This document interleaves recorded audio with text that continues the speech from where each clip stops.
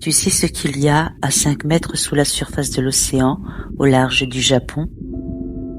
Une femme enceinte, allongée, qui attend.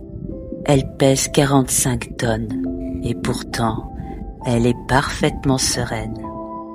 L'endroit s'appelle Tokunoshima, une petite île au sud du Japon, dans l'archipel d'Amami.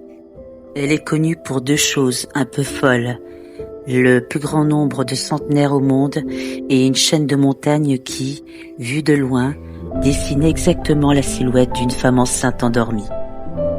C'est là que tout a commencé. Le 14 octobre 2025, un sculpteur britannique, Jason Decker Taylor, a confié son œuvre à l'océan. 5 mètres et demi de large, 45 tonnes de ciment à pH neutre et d'acier marin. Une femme allongée, les mains sur le ventre, le visage inspiré de la mannequin japonaise Kiko Mizuhara. Il a appelé sa création Ocean Gaia. C'est la première sculpture sous-marine jamais installée dans les eaux du Japon.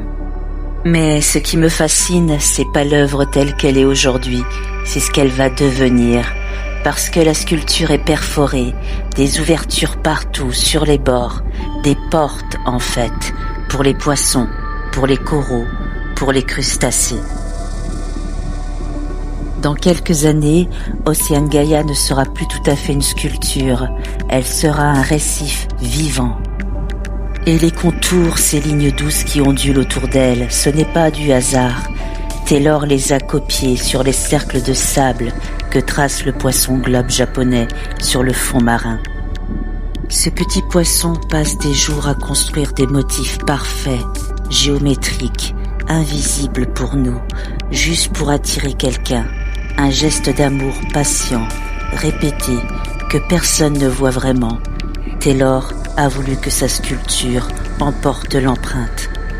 À Tokunoshima, les jeunes partent. Comme dans beaucoup d'îles japonaises, ils filent vers les grandes villes, vers autre chose.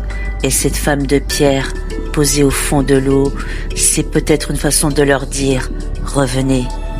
Ou du moins, n'oubliez pas vos racines, d'où vous venez. Gaïa, dans la mythologie grecque, c'est la terre-mère, celle d'avant tout, celle qui contenait le monde entier avant même qu'il existe.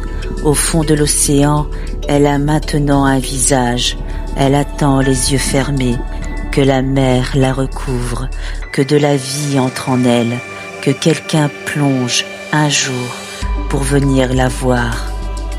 Je trouvais ça beau à te raconter. Voilà, c'est fait.